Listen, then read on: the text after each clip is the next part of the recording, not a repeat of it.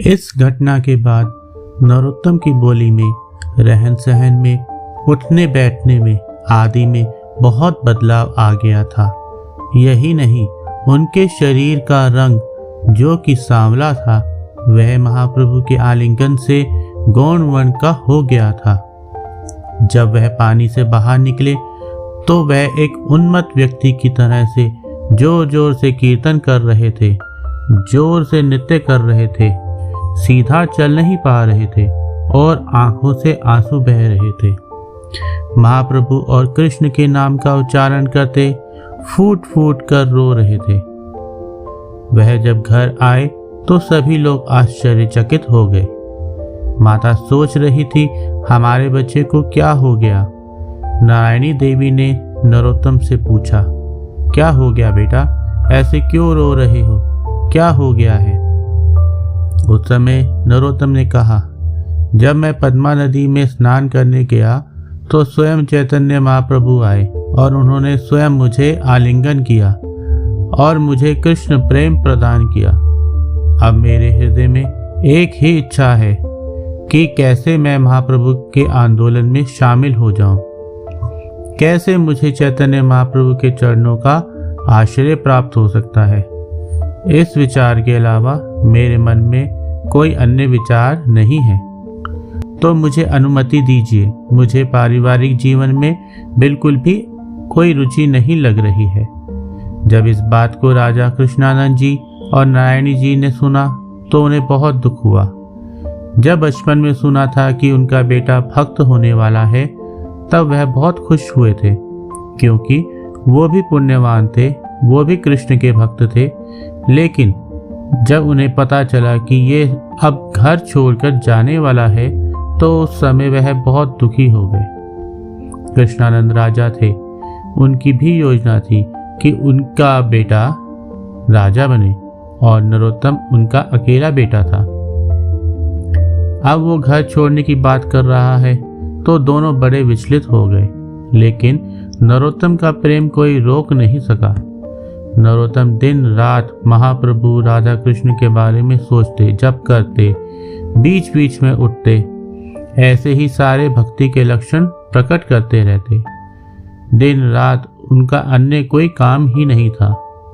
राजा कृष्णानंद ने सोचा कि नरोत्तम को घर से भागने से बचाना चाहिए। हमेशा पहरा देते, कई सैनिक उन्होंने वहां लगा दिए और प्रेम की वजह से अपने पुत्र को अपने ही घर में बंदी बना दिया। उनका घर कैद खाना हो गया। उनके पिता सोच रहे थे कि नरोत्तम चला गया तो हम जीवित ही नहीं रह पाएंगे। बहुत ही शीघ्र बात सारे प्रांत में फैल गई कि नरोत्तम के जीवन में कैसा परिवर्तन हुआ है, किस तरह वह भक्ति के लक्षण प्रकट कर रहा है, कितना महान भक्त है। जगह जगह से लोग नरोत्तम का दर्शन करने आते। इधर एक मुसलमान जागीरदार था, उसने भी नरोत्तम के बारे में सुना था और वह भी उनके दर्शन करना चाहते थे। तो उन्होंने राजा कृष्णानंद से प्रार्थना की, अपने बेटे को हमारे पास भेजिए, हम भी उनका दर्शन करना चाहते हैं। राजा कृष्णानंद सोच रहे थे कि यदि हमने अपने बेटे को भेज दिया तो खतरा है कहीं भाग ना जाए, और यदि हम भेजेंगे नहीं तो हो सकता है कि इस जागीरदार के साथ हमारे संबंध खराब हो जाएं। तो क्या किया जाए।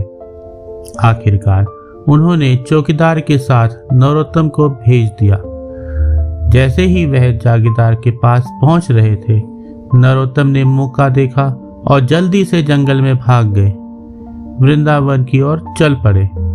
उन्होंने सोचा कि यदि मैं नवद्वीप की ओर जाऊंगा, जो कि महाप्रभु का तीर्थ स्थान है, तो चौकीदार सबसे पहले वहीं जाएंगे, सोचेंगे कि हम वहां हैं, तो वह दूसरा रास्ता पकड़ के वृंदावन की ओर चल पड़े।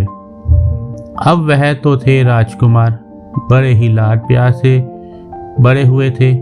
उनका शरीर काफी कोमल था, अच्छे अच्छे पदार्थ खाने के आदी थे और यहाँ जंगल में अकेले सफर कर रहे थे। दिन भर चलते चलते शरीर में घाव आ गए। खाने के लिए कुछ नहीं, पीने के लिए कुछ नहीं, इस तरह वह कुछ समय बाद थकावट के कारण जंगल में गिर पड़े। उठकर आगे चलते, फिर से गिरते और बेहोश हो गए। स्वयं चैतन्य महाप्रभु उनके स्वप्न में आए।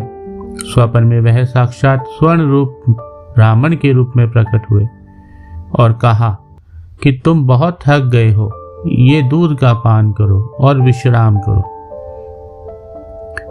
नरोत्तम ने उन्हें पहचाना नहीं कि यही उनके आराध्य देव चैतन्य महाप्रभु हैं, लेकिन इतने थके हुए थे कि उन्होंने बड़ी कृतज्ञता से उस दूध को स्वीकार किया और उसका पान किया। ये दूध तो अमृत के समान था।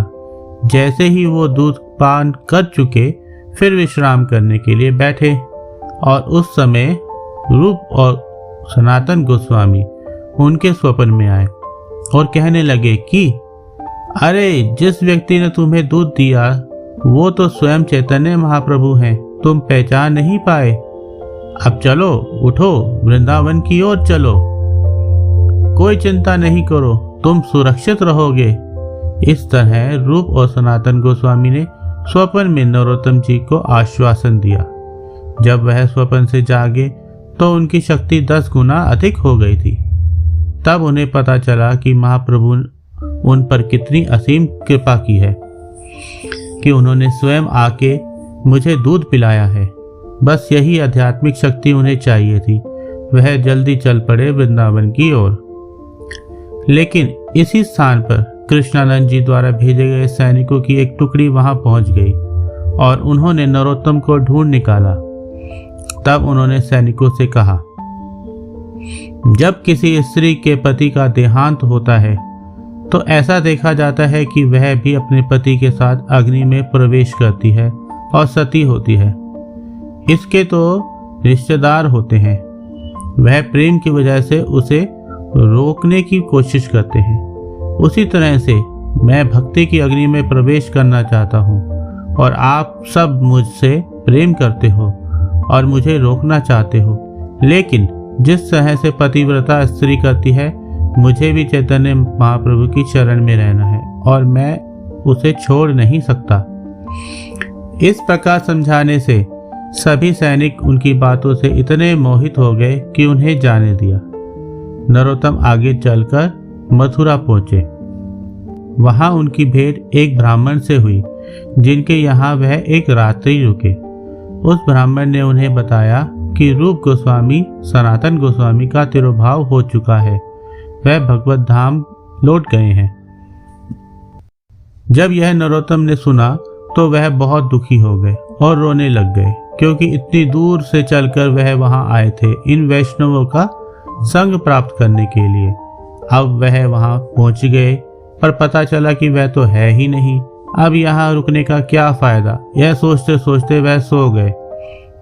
तब उनके स्वप्न में भी वे सभी वैष्णव आए जिनके बारे में ब्राह्मण से वह बात कर रहे थे और उन सब ने उन्हें कहा कि चिंता मत करो, हम सब तुम्हारे साथ हैं। तुम आगे बढ़कर वृंदावन की ओर चलो और जीव गोस्वामी से शिक्षा ग्रहण करो। वृंदावन में सबसे पहले वह पहुंचे राधा गोविंद देव जी के मंदिर, जहां जीव गोस्वामी सेवा करते थे। राधा गोविंद देव जी का मंदिर रूप गोस्वामी जी ने ही बनवाया था। नरोत्तम के आने की सूचना सुनते ही जीव गोस्वामी उठकर अपने निवास स्थान से मिलने के लिए वहां आ गए। सारे वृंदावन में सबको यह बात पता चल गई कि नरोत्तम आए हैं। वैसे सबको इस बात का तो पता था ही कि नरोत्तम नाम के तरुण अवस्था के एक भक्त वृंदावन में आने वाले हैं।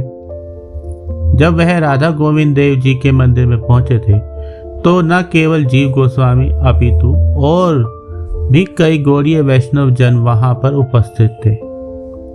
कई और मंदिरों के महंत भी वहां पहुंचे और वह पूछने लगे, नरोत्तम कहाँ है, नरोत्तम कहाँ है। उस समय नरोत्तम जी वहां राधा गोविंद जी को दंडवत प्रणाम कर रहे थे।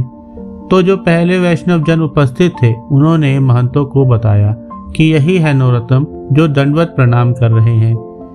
नरोत्तम वहां रहे और उन संतों का उपदेश ग्रहण करते रहे। बहुत से वैष्णव जन वहां रहते थे, पर वह एक वैष्णव जन से बहुत प्रभावित हुए। उनका नाम था लोकनाथ गोस्वामी।